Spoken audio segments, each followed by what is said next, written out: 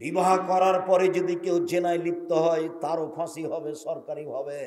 তাকে বাঁচানোর পৃথিবীতে কোনো পথই নেই।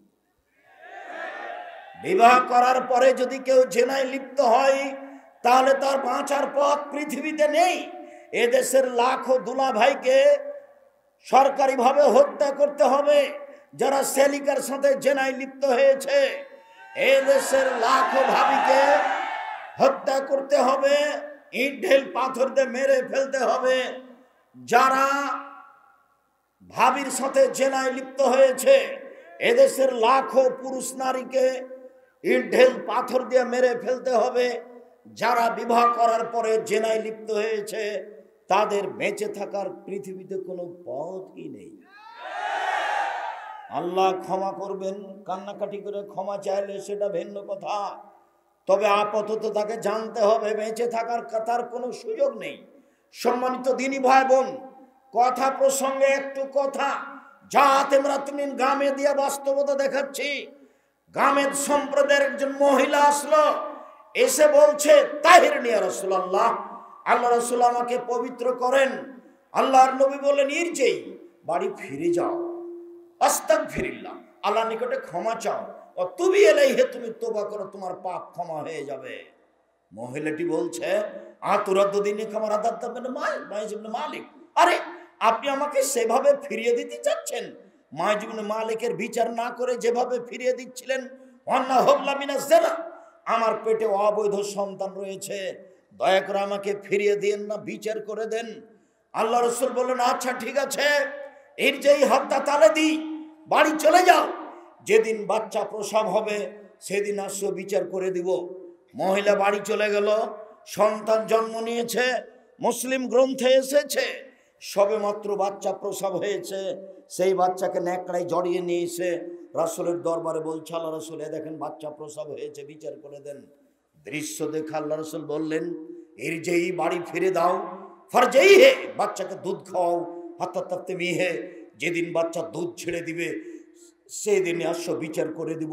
মহিলা বাচ্চা নিয়ে চলে গেল, 2 বছর যাবৎ বাচ্চাকে দুধ পান করালো। বাচ্চা মায়ের দুধ খাবে 2 বছরের পরেও, 2 বছর 3 বছর 4 বছর খাবে, কোনো সমস্যা নেই। দুধ মা প্রমাণ করার জন্য 2 বছরের সময়সীমা। 2 বছর পরে বাচ্চা নিয়ে বিচারালয়ে উপস্থিত, বাচ্চার হাতে এক টুকরা রুটি রয়েছে, বাচ্চা খাদ্য খেতে পারে। এসে বলছে আল্লাহর নবী, এই দেখেন বাচ্চা খাদ্য খেতে পারে, বিচার করে দেন। আল্লাহর নবী বাচ্চাটাকে একজন মুসলমানের হাতে সমর্পণ করলেন, বললেন সঙ্গী সাথী এই যাবো বিহা, তোমরা একে মাঠে নিয়ে যাও, অহফরেলাল্লাহ সদরেহা, মাঠে নিয়ে গিয়ে গর্ত খুঁড়ে বুক পর্যন্ত পুঁতে দাও, ফারজে মুহা, এরপরে তোমরা ইট ঢেল পাথর দিয়ে চতুর্দিক থেকে মেরে তাকে মেরে ফেলো। সাহাবীগণ বলছেন আমরা তাকে মাঠে নিয়ে গেলাম, গর্ত খুঁড়ে বুক পর্যন্ত মাটিতে পুঁতে দিলাম, চতুর্দিক থেকে ইট ঢেল পাথর মারতে লাগলাম। খালিদ বিন ওয়ালিদ বলেন একটা পাথর আমি তার মুখের উপরে মারলাম, ফাতানাজ্জাহা দামুল ওয়াজহি খালিদ, পাথরটা মুখে লেগে মুখ ফেটে রক্ত ছিটে খালিদের গায়ে লাগলো। ফাসাবাহা, খালিদ তাকে গালি দিয়ে বসলেন ছি ছি, একজন জেনাকারিনী মহিলার গায়ে রক্ত আমার গায়ে লাগলো, এরকম কথা তিনি বললেন। আল্লাহ রাসূল বলেন মাহলেনে খালিদ, খালিদ থামো, তুমি তাকে গালি দিও না, তাওবাতান লা তাবাসাহু মাগফিরাল্লাহ গফরালাহু। এই মহিলা এত ক্ষমা ভিক্ষা চেয়েছে, আল্লাহর দরবারে এত কান্নাকাটি করেছে, সারা মদিনার সমস্ত লোকের উপরে যদি এই তোবা ভাগ করে দেওয়া হয় সবার পাপ ক্ষমা হয়ে যাবে। শোনো খালিদ, বড় থেকে বড় পাপী যদি এইভাবে তোবা করে তাহলে তার পাপ ক্ষমা হয়ে যাবে। খালিদ তুমি তাকে গালি দিও না। আল্লাহ রাসূল তার জানাজা করলেন, কাফন দাফন করলেন, কিন্তু আল্লাহ রাসূল তাকে বলতে পারলেন না যাও তোমার পাপ ক্ষমা হয়ে গেছে, তোমার বিচার হবে না, এই কথা তিনি বলতে পারলেন না। তার মানে বিবাহ করার পরে জেনায় লিপ্ত হলে তাকে বাঁচানোর কোনো পথ পৃথিবীতে নেই। সম্মানিত দিনী ভাই বোন, বলছিলাম পৃথিবীর মানুষ 2টা জিম্মেদারি নাও, আমি তোমাকে জান্নাতে নিয়ে যাওয়ার জন্য জিম্মেদারি নিলাম। 1, মুখ কন্ট্রোলে রেখো, 2, জেনায় লিপ্ত হয়েও না, কিভাবে জান্নাতে নিয়ে যেতে হয় সেটা আমি দেখব। 1 মিনিট। রাসূল সাল্লাল্লাহু আলাইহি ওয়াসাল্লাম বলছেন সঙ্গী সাথে বলতে পারো মানুষকে পিছন দিক থেকে ধাক্কা মেরে জাহান্নামে নিক্ষেপ করে কি সঙ্গী সাথী বলতে পারো? মানুষকে পিছন দিক থেকে ধাক্কা মেরে জাহান্নামে নিক্ষেপ করে কি সঙ্গী সাথী বলতে পারো? মানুষকে পিছন দিক থেকে ধাক্কা মেরে জাহান্নামে নিক্ষেপ করে কি? এ কথা বলতে বলতেই ফাঁকা জেলে সেনাহু জিভাটা ধরে নিয়েছেন। জিভা মানুষকে পিছন দিক থেকে ধাক্কা মেরে জাহান্নামে নিক্ষেপ করে। সম্মানিত দিনী ভাই বোন, মহান আল্লাহ বলেন, তোমরা নিজেদেরকে জাহান্নাম থেকে বাঁচাও, পরিবারকে জাহান্নাম থেকে বাঁচাও। সম্মানিত দিনী ভাই বোন,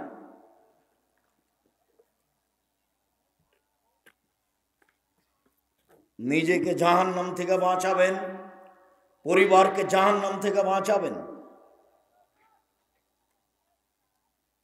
যারা সহযোগিতা চাচ্ছে তারা মনে হয় খুব বেশি পয়সা খরচ করে ফেলেছে, যার কারণে বারবার আমাকে বলছে যদিচ এই প্রোগ্রাম আর দাওয়া ইলাল্লাহ, আর দাওয়া ইলাল্লাহ মানে এই দেশে সারা দেশ জুড়ে যারা মক্তব ভিত্তিক দাওয়াত দিতে যায়, শিক্ষা কার্যক্রম চালাতে চায়, তাদেরই এই প্রোগ্রাম।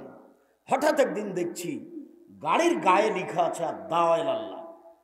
তা আমি বলছি, আব্বু আর দাওয়া ইলাল্লাহ গাড়ির গায়ে লেখা আছে, এটা কি? বলছি, আব্বু আমি মনে করলাম আপনাকে দীর্ঘদিন থেকে আমি বক্তব্য দিতে দেখছি, আর আমি দারুল উলুম দেওবন্দে পড়াশোনা করেছি, মদিনা বিশ্ববিদ্যালয়ে পড়াশোনা করেছি, লন্ডনে পড়াশোনা করেছি, আমি ইটালি ইউরোপ ঘুরে দেখেছি। তাতে দেখেছি যে ইহুদি খ্রিস্টান জ্ঞান বিক্রি করে আমাদেরকে কাজে লাগিয়ে রেখেছে, আমরা দিন মজুর।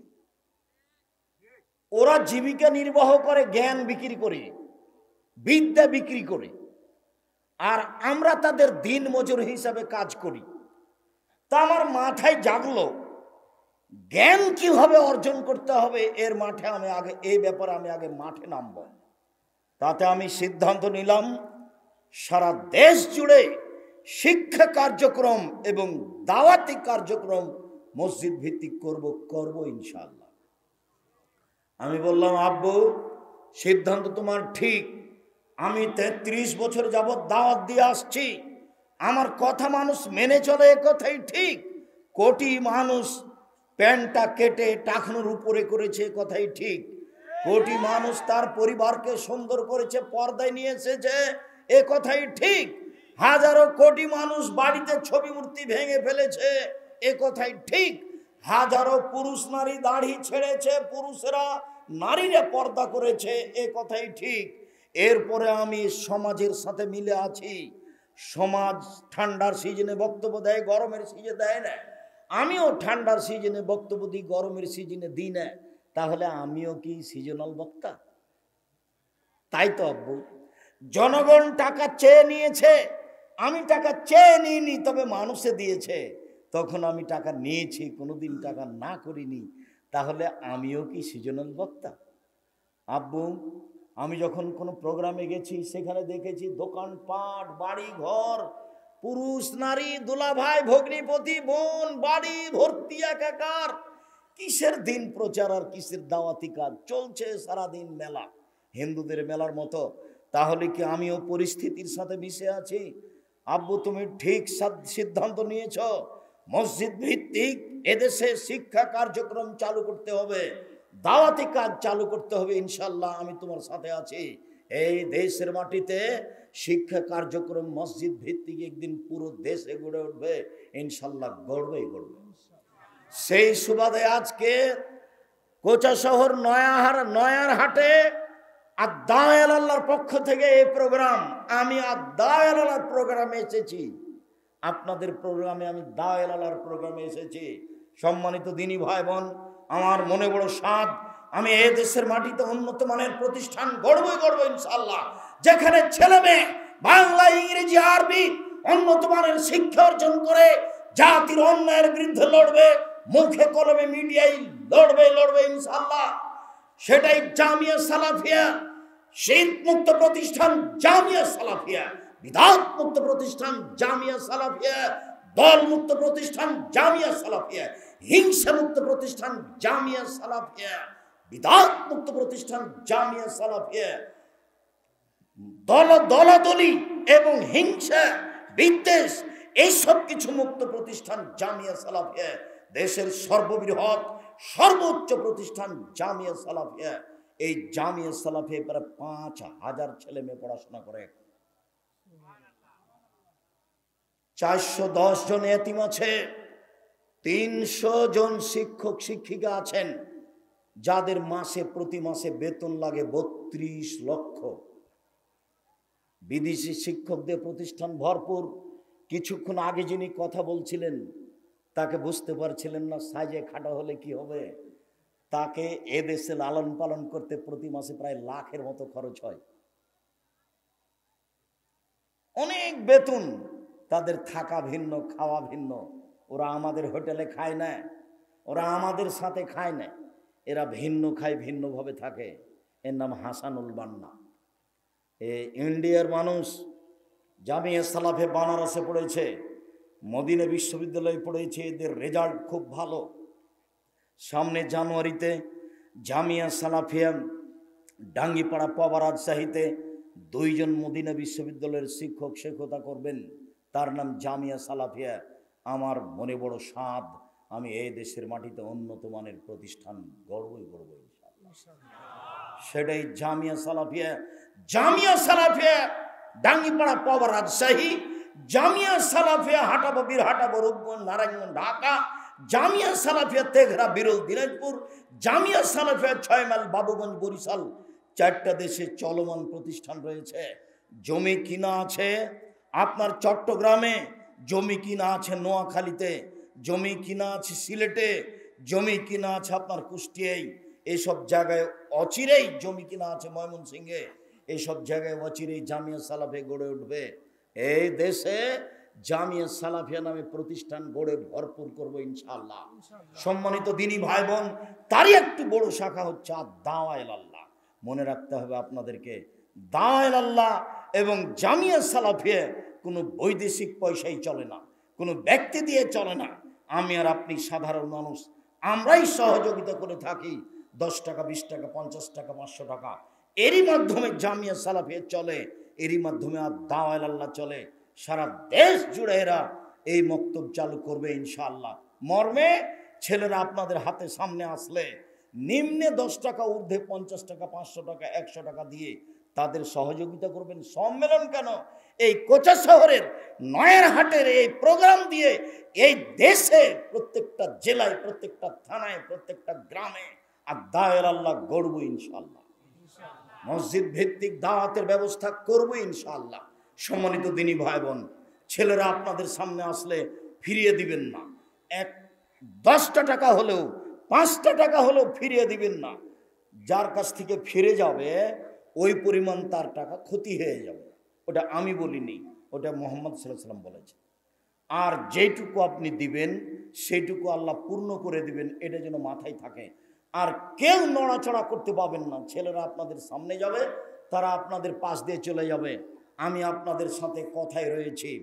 সম্মানিত দিনী ভাই বোন, আপনি আপনার পরিবারকে জাহান্নাম থেকে কিভাবে বাঁচাবেন আমার দিকে লক্ষ্য করুন। লোকমান হাকিম বলেন, বুনাইয়া লা তুশরিক বিল্লাহ, আব্বু আল্লাহর সাথে শিরক করো না। শিরক মুক্ত পরিবার গড়তে হবে, তাহলে আপনি আপনার পরিবারকে জাহান্নাম থেকে বাঁচাতে পারবেন। বাংলাদেশ এমন একটা দেশ যেখানে শিরক চলে বিপদ সীমার উপর দিয়ে। অফিস আদালত, কোর্ট কাছারি, শিক্ষা প্রতিষ্ঠান, বাড়ি ঘর, গ্রামগঞ্জ সব কিছু শিরকে ভরপুর। বোনাইয়া, শিরক থেকে বেঁচে থাকো। পরিবারকে যদি শিরক মুক্ত করতে পারেন তাহলে আপনি আপনার পরিবারকে জাহান্নাম থেকে বাঁচাতে পারবেন। 1 2 মুরু আওলাদাকুম বিসসালাত ওয়াহুম আবনাউ সাবঈ সিনিনা, তোমরা তোমাদের ছেলে মেয়েকে সালাত আদায় করতে বলো। এই বাচ্চা বসো। ওই যে বাচ্চাটা হাঁটছে আপনি তো দেখতে পাচ্ছেন, ওর দিকে যে দেখবে সে তো আমার কথা বুঝতে পারবে না। যারা আপনাদের কাছে যাচ্ছে আপনার ঠান্ডা গতিতে আপনি তাকে বিদায় করেন, আর আমি খুব তাড়াতাড়ি আপনার বিরক্তির আগে কথা শেষ করব। আপনি কথার মধ্যে উঠে পরিবেশ নষ্ট করিয়েন না। আপনাকে আমি অনেক ভালোবাসি, আপনি আমার দিনী ভাই, আপনি আমার দিনী বোন, আপনাকে আমি অনেক ভালোবাসি। সম্মানিত দিনী ভাই বোন, তোমরা তোমাদের ছেলে মেয়েকে সালাত আদায় করতে বলো 7 বছর বয়সে। অজরে বহম আলাইহা ওহমাব নাসির সিনিনা, পিটিয়ে সালাত আদায় করাও 10 বছর বয়সে।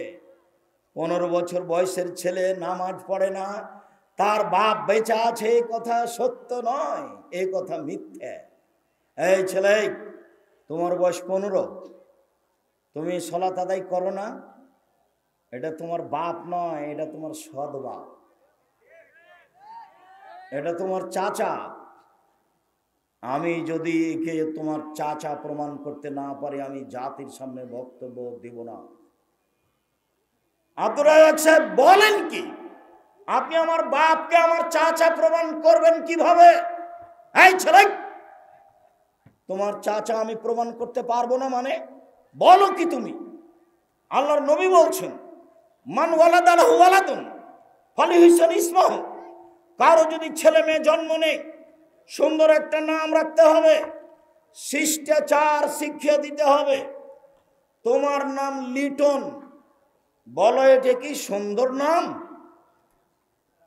নাম হতে হবে ইসমাইল, ইউসুফ, ইসহাক, ইয়াকুব, ইব্রাহিম, দাউদ, সুলাইমান, আদম, মুসা, ঈসা, নবীদের নাম। নইলে হবে আব্দুল্লাহ, আব্দুর রহমান, আব্দুর রহিম, আব্দুল সত্তার, আব্দুল জব্বার, আব্দুল মালিক, আব্দুল খালিক, আব্দুল গনি, গণবাচক নাম হবে। তোমার নাম লিটন হলো কি করে? তুমি এটা তার প্রমাণ দাও। তুমি আজকে বলে দিও বাড়িতে গিয়ে, আসসালামু আলাইকুম আব্বা, আপনি নাকি আমার সৎ বাপ, বলে দেখো দেখি কি বলেন উনি। তুমি বলে দেখো আপনি নাকি আমার চাচা, নইলে আমার নাম লিটন কেন, কোন হিসাবে আমার নাম লিটন হলো? তোমার বাপের বুঝানোর কোনো পথ আমার কাছে নেই। তোমার বাপ যদি আমাকে বুঝাতে পারে, আজ থেকে আমি জাতির সামনে সালাম দিয়ে চলে যাবো, আর কোনোদিন বক্তব্য দিতে আসবো না। একটা ছেলে আমার সাথে সালাম দিতে এসেছে, তার কানে ইয়ারফোন লাগা আছে। তুমি কি মনে করছো এর বাপ বেঁচে আছে? অসম্ভব হতে পারে না।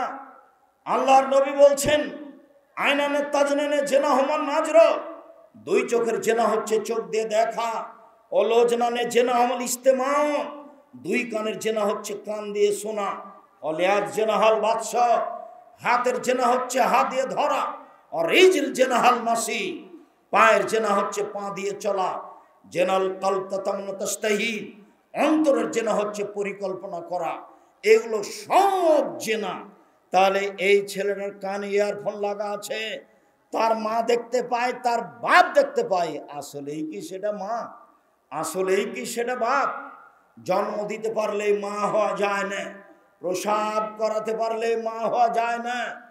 নীতির নাম মা, নীতির নাম বাপ। সম্মানিত দিনী ভাই বোন, রাসূল সাল্লাল্লাহু আলাইহি সাল্লাম বলেন,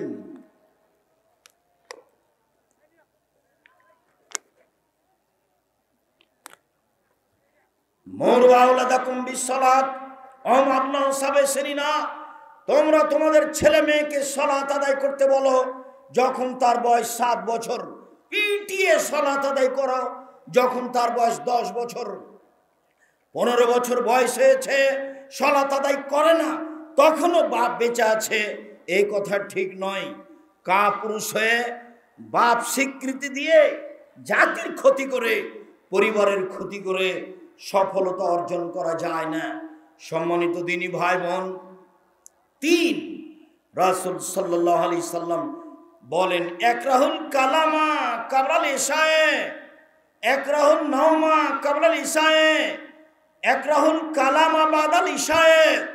আল্লাহর নবী এশার সালাতের পূর্বে ঘুমিয়ে যাওয়াকে ঘৃণা করতেন, এশার সালাতের পরে কথা বলাকে ঘৃণা করতেন। যেই পরিবারে এশার পরে গল্প হয়, যার ছেলে মেয়ে দোকানে বসে আড্ডা পিটে যেখানে সেখানে বসে সময় কাটায়, এর পরিবার আদর্শ পরিবার নয়।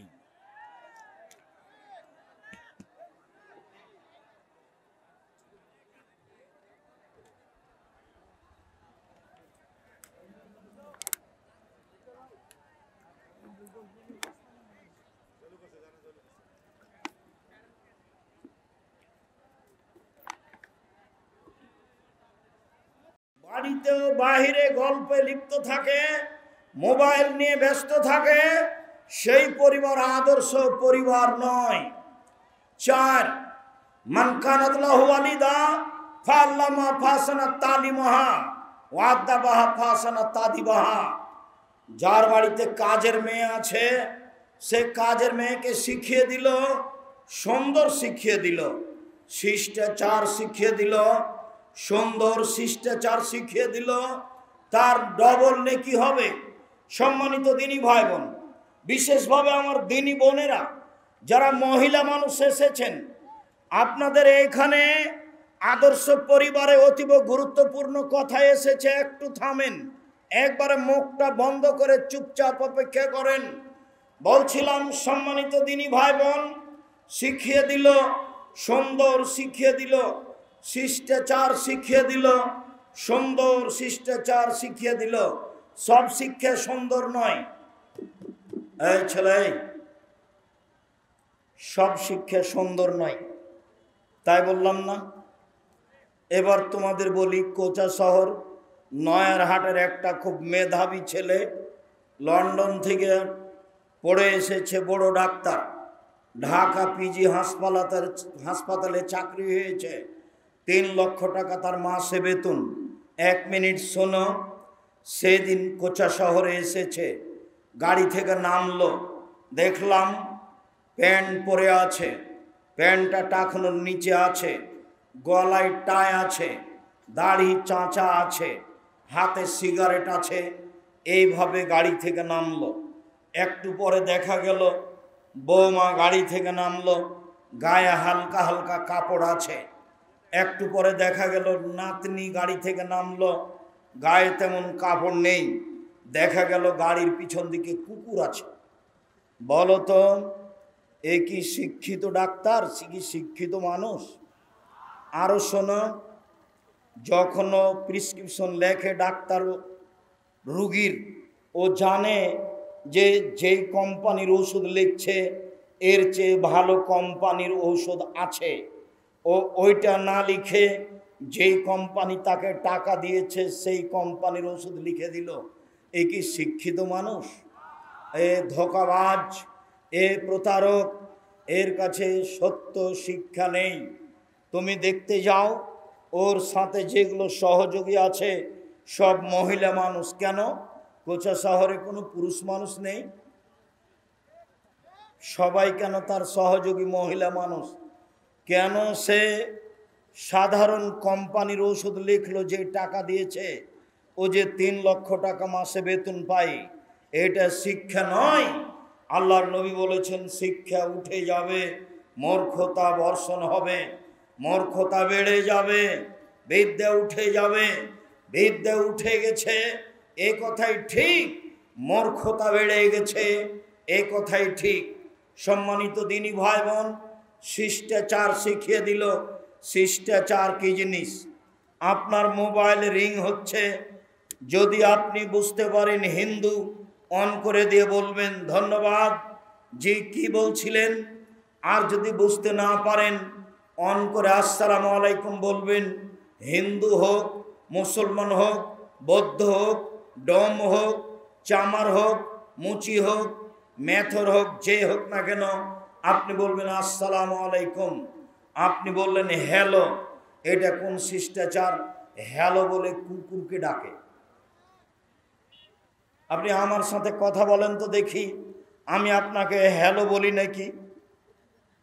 হ্যালো বলে কুকুরকে ডাকে, এ আবার কোন শিষ্টাচার? আপনি আমাকে 1 গ্লাস পানি দিলেন, আমি বললাম থ্যাংক ইউ, ধন্যবাদ। থ্যাংক ইউ, ধন্যবাদ বলছে যারা, ওই এতে যাচ্ছে, নেপাল যাচ্ছে, ওই সব বেটি ছেলেগুলো বিমানবালারা বলে ধন্যবাদ। আপনি বললেন থ্যাংক ইউ। আপনি যে বললেন থ্যাংক ইউ, বলেন তো এটা কি হলো? কোনো কিছু কি হয়েছে? জিরোর তো দাম আছে। জিরো যদি বাম দিকে দেন কোনো সমস্যা নেই, কিন্তু যদি ডান দিকে দেন তাহলে অনেক দাম বেড়ে যাবে। আপনি থ্যাংক ইউর একটা সামান্যতম কিছু উপকার বের করেন। আর যদি বলেন জাজাকাল্লাহ খায়ের, এক গিলাস আপনি পানি দিলেন, প্রতিদান আল্লাহ আপনাকে দিবে। জাজাকাল্লাহ খায়ের আপনি আল্লাহর হাতে প্রতিদান দেওয়ার জন্য বলে দিলেন। আমি মানুষ, আপনার কি উপকার করব? আপনি যদি লন্ডনে বিপদে পড়েন আর আমি যদি জাজাকাল্লাহ খায়ের বলি, আল্লাহ আপনাকে প্রতিদান লন্ডনে দিবে। কেন? আমি প্রতিদান কাকে দিতে বললাম? আল্লাহকে দিতে বললাম। আর আপনি বললেন থ্যাংক ইউ। বলেন তো আপনি প্রতিদান কাকে দিতে বললেন? শিষ্টাচার ভিন্ন জিনিস। সম্মানিত দিনী ভাই বোন, শিষ্টাচার নবীগণের ছিল 10টা শিষ্টাচার, নবীগণের ছিল 10টি বৈশিষ্ট্য, নবীগণের ছিল 10টি শিষ্টাচার। এক, এফল্লোহা, দাড়ি বড় করতে হবে। দাড়ি চেঁচে ফেলা হারাম, দাড়ি ছোট করা হারাম। দাড়ি চেঁচে ফেললে পুরুষত্বা শক্তি কমে যায়। দাড়ি চেঁচে ফেললে আল্লাহর পক্ষ থেকে অভিশাপ নেমে আসে। দাড়ি চেঁচে ফেললে মহিলা মানুষ মহিলা মহিলা লাগে, নারী নারী লাগে। নারীর সাদৃশ্য হলে আল্লাহর পক্ষ থেকে অভিশাপ হয়, নবীগণের শিষ্টাচার ছুটে যায়। এক, দাড়ি বড় করতে হবে, আপোষ নেই। দুই, কাসু সাহেব, মোচ কেটে ফেলতে হবে, কেঁচি দিয়ে কাটতে হবে, ব্লেড দিয়ে নয়। পুরুষের পরিচয় থাকতে হবে। তিন, কাসুল আজফারে, নখ কেটে ফেলতে হবে। সব নবীর বৈশিষ্ট্য নখ কেটে ফেলা। যাদের নখ বড় আছে কেটে ঘুমাতে হবে। অনেক মহিলার নখ বড় আছে, নখ বড় রাখা হারাম। নবীদের নীতির উল্টা। মহিলারা নখে মেহেদি দিতে পাবে না, মহিলারা নখে নেইল পালিশ দিতে পাবে না, মেহেদি দিবে। ওরা হাতের নখে মেহেদি দিবে, পায়ের নখেও দিবে। ওরা মেহেদি দিতে বাধ্য, হাতের নখেও দিবে, পায়ের নখেও দিবে। পুরুষ মানুষের হাতে মেহেদি দেওয়া হারাম। মেয়েরা নখে মেহেদি দিবে বাধ্য, পায়েরও দিবে, হাতেরও দিবে। কপালে টিপ দেওয়া নিষেধ। সম্মানিত দিনী ভাই বোন, হিন্দু মেয়েদেরকে 10টি পদ্ধতিতে বিবাহ করা হয়। তার একটি পদ্ধতি নাম রাক্ষসী বিবাহ। মেয়ের বাপ বিবাহ দিবে না, ছেলে জোর করে বিবাহ করতে চায়। যদি কপালে টিপ দিতে পারে তাহলে বিবাহ হয়ে গেছে। এই টিপ প্রথা এসেছে হিন্দুদের পক্ষ থেকে। কাজে মুসলিম মহিলা কপালে টিপ দিতে পাবে না, নখে নেইল পালিশ দিতে পাবে না। এই জন্য যে ইহুদি খ্রিস্টানদের পতিতালয়ের মেয়েদের বৈশিষ্ট্য নখে নেইল পালিশ দেওয়া। ইহুদি খ্রিস্টানদের পতিতালয়ের মেয়েদের বৈশিষ্ট্য নখে নেইল পালিশ দেওয়া। যার কারণে মুসলিম মহিলা নখে নেইল পালিশ দিতে পাবে না, মেহেদি দিতে হবে। আল্লাহর নবীকে একজন মহিলা একটা পত্র দিলেন। আল্লাহর নবী পত্রটা হাতে নিয়ে বললেন, আমি আদর রাজিলাম মেয়েরা, এই হাতটা মহিলার না পুরুষের? কেন? যদি মহিলার হয় তাহলে মেহেদি নাই কেন? হাতে কেন মেহেদি নেই? এই বলে তিনি তার হাতের নিন্দা করলেন। তার মানে মেহেদি হাতে দিতেই হবে। পুরুষের সুগন্ধি যা দেখতে পাওয়া যায় না, গন্ধ পাওয়া যায়। পুরুষের সুগন্ধি যা দেখতে পাওয়া যায় না, গন্ধ পাওয়া যায়। নারীদের সুগন্ধি যা দেখতে পাওয়া যায়, গন্ধ পাওয়া যায় না। নারীদের সুগন্ধি যা দেখতে পাওয়া যায়, গন্ধ পাওয়া যায় না। বিউটি পার্লারে যা কিছু আছে সব কিছু মহিলারা ব্যবহার করতে পারে, তবে বাড়িতে বিউটি পার্লারে গিয়ে ব্যবহার করতে পারে না। মহিলাদের বৈশিষ্ট্য, নবীদের বৈশিষ্ট্য। রাসূল সাল্লাল্লাহু আলাইহি ওয়াসাল্লাম বলেন, মহিলারা দাঁত ছিলে সুন্দর করতে পাবে না, মহিলারা ভুরু তুলে চিকন করতে পাবে না, চিরদিনের জন্য হারাম। মহিলারা ব্রেসিয়ার ব্যবহার করে কম বয়স নিজেকে কম বয়সের প্রমাণ করতে পাবে না, উঁচু স্যান্ডেল পরে নিজেকে লম্বা প্রকাশ করতে পাবে না। এইগুলো সব প্রতারণা। রাসূল সাল্লাল্লাহু আলাইহি সাল্লাম কঠোরভাবে নিষেধ করেছেন। নবীগণের বৈশিষ্ট্য বগলের লোম উঠিয়ে ফেলা, পুরুষ নারী একই হুকুম, ছাই দিয়ে হোক যেভাবে সম্ভব পুরুষ নারীকে বগলের লোম উঠিয়ে ফেলতে হবে। নবীগণের বৈশিষ্ট্য হালাকুল আনাতে নিচের লোম পরিষ্কার করতে হবে, যেভাবে সম্ভব, যেভাবে সহজ, যা দিয়ে সহজ, যা দিয়ে সম্ভব। ঊর্ধ্বে টাইম 40 দিন, 40 দিন পার হলে গুনাহগার হবে। পেশাব পায়খানার পরে পানি দিয়ে পবিত্রতা অর্জন করতে হবে। আগে ঢেল টিস্যু পেপার পরে পানি, এটা না জায়েজ। আগে ঢেল টিস্যু পেপার পরে পানি, এটা জায়েজ নয়। পেশাব পায়খানার পরে পানি দিয়ে পবিত্রতা অর্জন করতে হবে, এ কথাই ঠিক। 40 কদম হাঁটা নোংরামি, পায়ের উপরে পা উঠানো বেহায়াই, খক খক করে কাশা লজ্জা শরম না থাকার প্রমাণ। কি আপনি আমাকে বুঝাতে চান? আপনি যে ঢেল নিয়ে কুলুক নিয়ে 40 কদম হাঁটছেন, আপনি পবিত্রতা অর্জন করে জান্নাত কিনতে চান। আপনার স্ত্রীর জান্নাত লাগবে না? ওকে একটু ঢেল নিয়ে 40 কদম হাঁটতে বলেন না, তাহলে বোঝা যাবে কেমন পবিত্রতা। ও যদি 40 কদম হাঁটে ঢেল নিয়ে, তাহলে পুরুষকে কেমন কেমন লাগবে। তো পুরুষও যদি ঢেল নিয়ে 40 কদম হাঁটে, মহিলা যদি দেখে, তাহলে তাকেও কেমন কেমন লাগবে। অতএব এই নীতি কখনো ইসলামের হতে পারে না। পানি দিয়ে পবিত্রতা অর্জন করতে হবে। পানি না থাকলে ঢেল টিস্যু পেপার দিয়ে পবিত্রতা অর্জন করতে হবে। এটাই চূড়ান্ত সুন্নাত। জাতির যদি রাস্তাঘাট করে দিতে না পারি, জাতির যদি স্কুল কলেজ করে দিতে না পারি, জাতিকে চূড়ান্ত সঠিক ধর্ম দিতে পারবো ইনশাআল্লাহ। ধর্মের ব্যাপারে জাতিকে ফাঁকি দিয়ে পরকাল হারাতে রাজি নই। এরকম পদক্ষেপ কোনোদিন নিইনি, এরকম পরিকল্পনা কোনোদিন করিনি, ভবিষ্যতেও করবে এমনটা নয়। অতএব দিনী ভাই বোন, যা বলছি তার উপরে দৃঢ় আস্থা রাখবেন। তবে আমি মানুষ, কোনো জায়গাতে ভুল ত্রুটি থাকতেই পারে। যদি ভুল হয়ে যায় তা আমি ছেড়ে দিতে বাধ্য থাকব। তবে শতবার দেখা আছে, আপনি মনে রাখবেন, পেশাব পায়খানা করে পানি দিয়ে পবিত্রতা অর্জন করতে হবে, এ কথাই ঠিক। পানি না থাকলে ঢিল টিস্যু পেপার ব্যবহার করতে হবে। পুরুষ নারী একই ব্যাপার, এ কথাই ঠিক।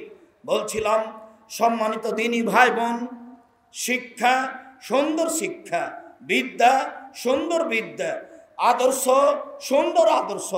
সব আদর্শ সুন্দর নয়। থ্যাংক ইউ আদর্শ সুন্দর নয়। টাটা বাই বাই এটা আদর্শ, এটা আদর্শ সুন্দর নয়। খ্রিস্টানি আদর্শ, এগুলো আদর্শ গ্রহণ করা যাবে না।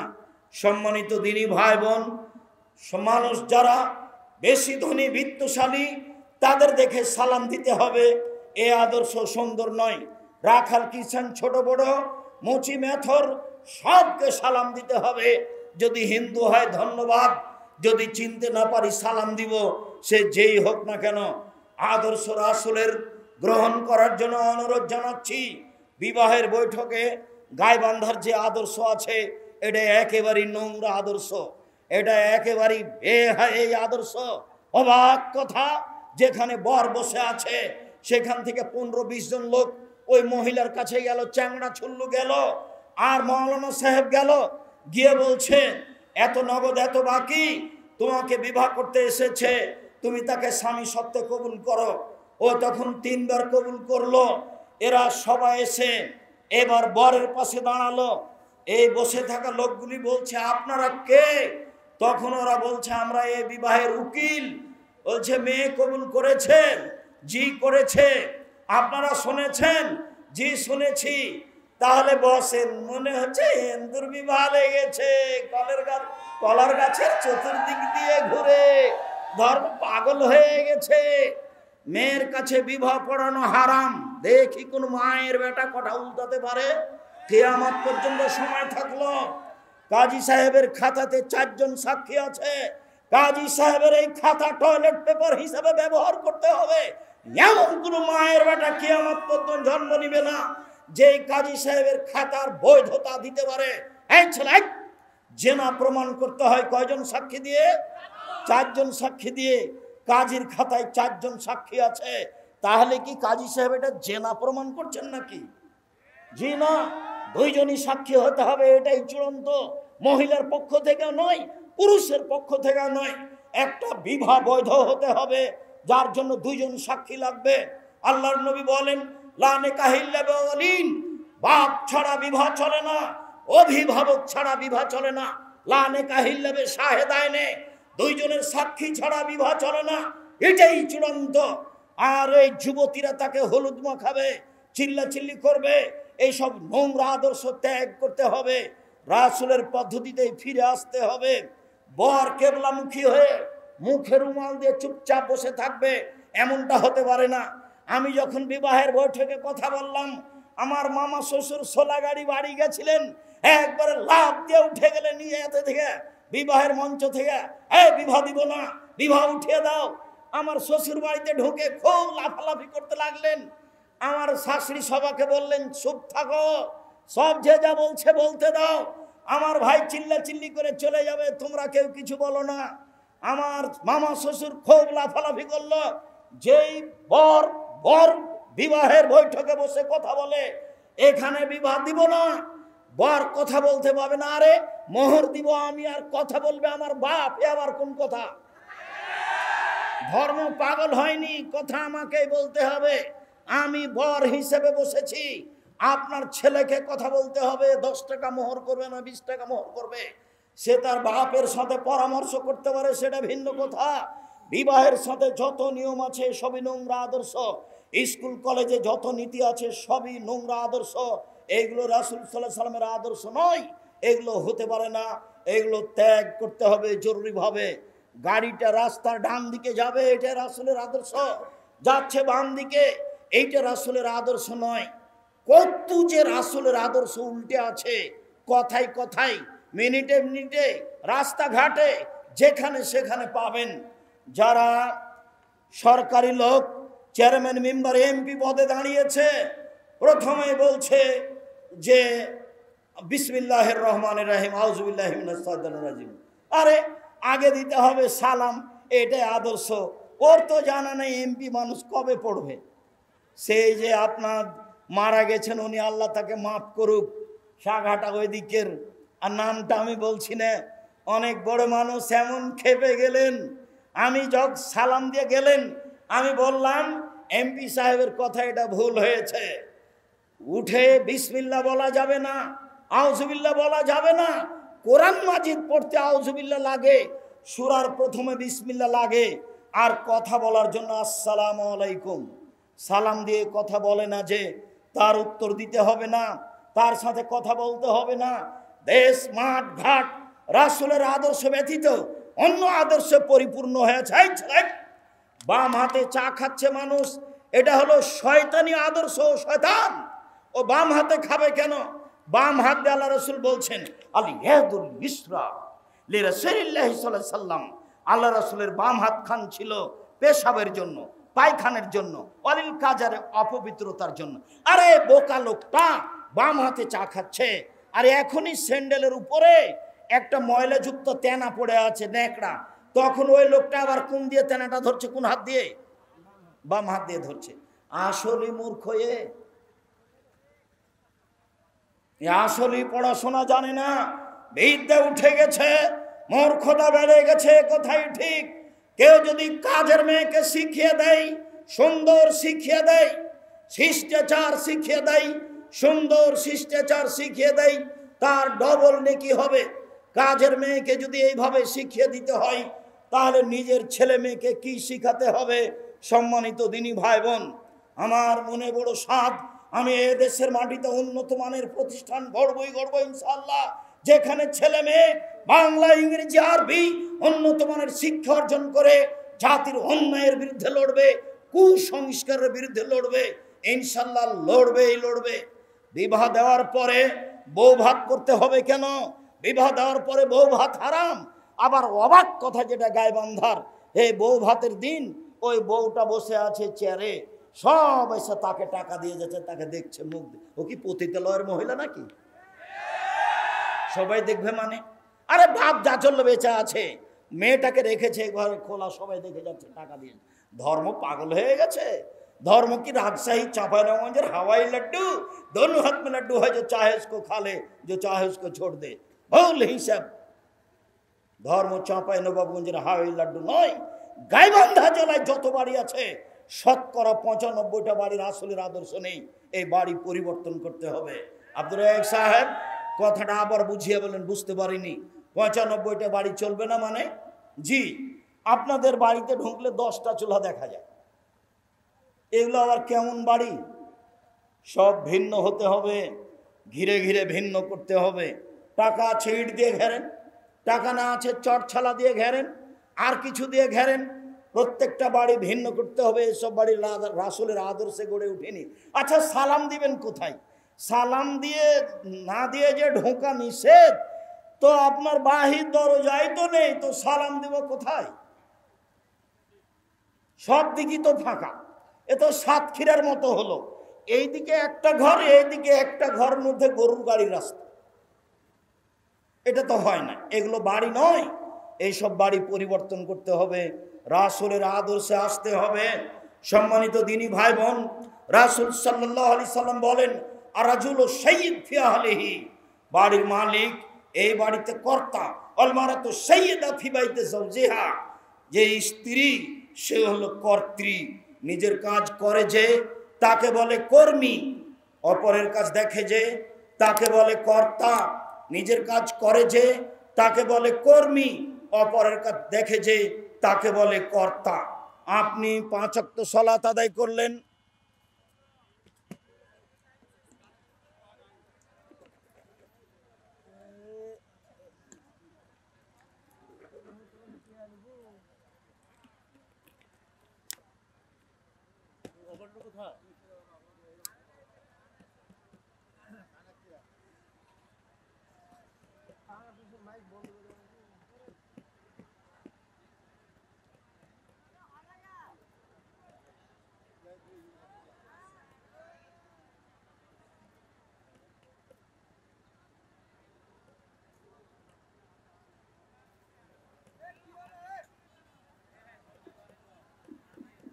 সম্মানিত দিনী ভাই বোন, বলছিলাম নিজের কাজ করে যে তাকে বলে কর্মী, অপরের কাজ দেখে যে তাকে বলে কর্তা। আপনি আপনার ছেলে মেয়েকে দেখবেন আপনি কর্তা, আপনার স্ত্রী আপনার ছেলে মেয়েকে দেখবে কর্ত্রী। দুইজন ছাড়া পরিবার সুন্দর চলবে না। চলেন দেখি, এই ছেলে আমার দিকে চেয়ে থাকো, কারো গায়ে হাত দিব না, এক খেলে চেয়ে থাকো। অতীব গুরুত্বপূর্ণ কথা এবার এসেছে, আলোচনার শেষের দিকে চলে এসেছি। তুমি বিরক্তি বোধ হয়ে আমাকে কিছু দেখাতে চেও না। শোনো, তোমার মায়ের দায়িত্ব, আসলেই কি এটা তোমার মা না এটা তোমার খালা, তা আমি প্রমাণ করে দেখাই। এইদিকে দেখো, জাবের রাদিয়াল্লাহু তাআলা আনহু বলেন, একদা আমরা যুদ্ধ করে বাহির থেকে আসছিলাম, মদিনায় ঢুকবো।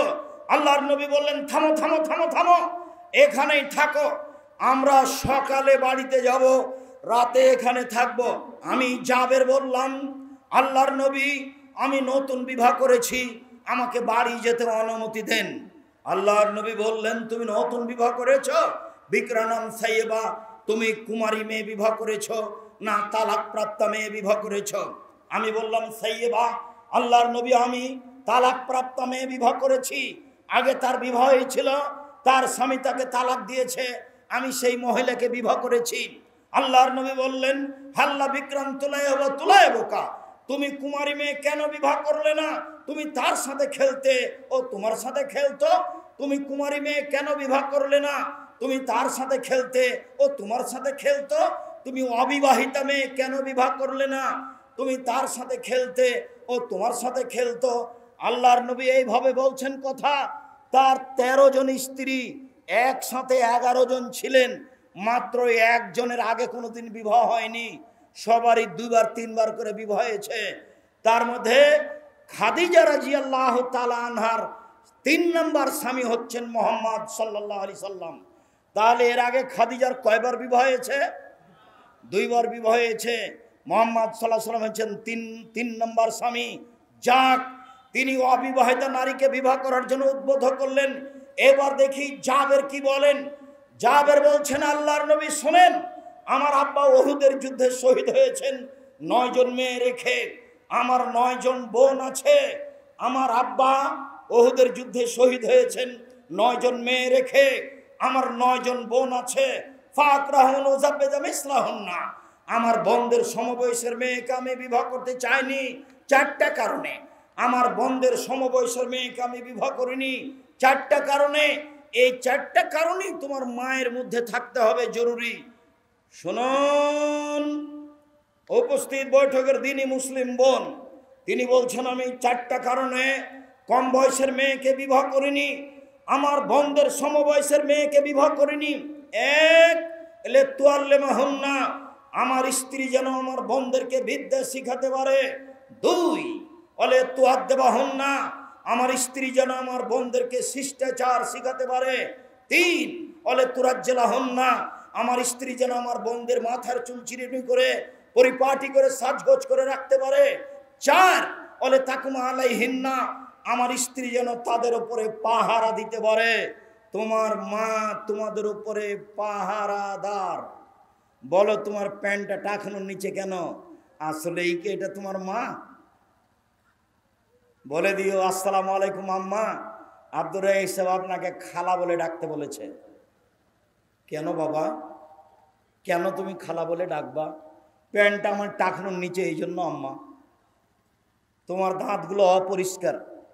তোমার বোন এখানে বসে আছে, ক্লাস 10-এ পড়ে, মাথায় কাপড় নেই। এটা নিশ্চয়ই এটা তোমার খালা, নিশ্চয়ই এটা তোমার সৎ মা। শুনে রেখো, হাদিস বুখারী মুসলিম। বারবার এক কথা বলছি, জাতিকে চূড়ান্ত ধর্ম দিতে চাই। জাবের রাদিয়াল্লাহু তাআলা আনহু বলেন 4টি কারণে বেশি বয়সের মেয়ে বিবাহ করেছি, আমার বোনদের সমবয়সের মেয়েকে আমি বিবাহ করিনি। 1 আমার স্ত্রী যেন আমার বোনদের বিদ্যা শিখাতে পারে। 2 শিষ্টাচার শিখাতে পারে। 3 চিরুনি করে সাজগোজ করে রাখতে পারে। 4 পাহারা দিতে পারে।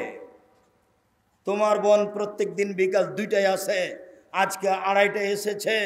30 মিনিট কোথায় লেট হয়েছে? তোমার মাকে তন্ন তন্ন করে তল্লাশি করতে হবে, তাহলে মা, নইলে সৎ মা। তোমার নখ যদি বড় থাকে, তুমি যদি দোকানে আড্ডা পিটতে পারো, তোমার হাতে যদি বড় মোবাইল থাকে, ছেলে বড় মোবাইলের অর্থ কি জানো? এর অর্থ হলো আর একটা জেনা। মোবাইল মানে জেনা। মোবাইলের আর একটা অর্থ হলো নিশা। পেশাবখানায় পায়খানায় মোবাইল নিয়ে গেছে, পায়খানায় বসে আছে, মোবাইল চলছে। সিগারেট খায় মানুষ পায়খানায় বসে, ওটা নিশা, ওটা হারাম। তাহলে এও মোবাইল চালাচ্ছে পায়খানায় বসে, অথচ কোনো প্রয়োজন নেই, কোনো প্রয়োজন নেই এমনিতেই। কেন এরকম হলো? এর বাপ মা খারাপ। এই জন্য সম্মানিত দিনী ভাই বোন, রাসূল সাল্লাল্লাহু আলাইহি সাল্লাম বলেন কুল্লু মাউলুদিন ইউলাদাল ফিতরা ফাবহু ইবাদনাহি ইউমাজ্জিসুনা ইউনাসরানিহি। প্রত্যেক ছেলে মেয়ে ইসলামী ধারণ ক্ষমতা নিয়ে জন্মগ্রহণ করে। প্রত্যেক ছেলে দাড়ি ছাড়তে পারবে, ছাড়লো না কেন?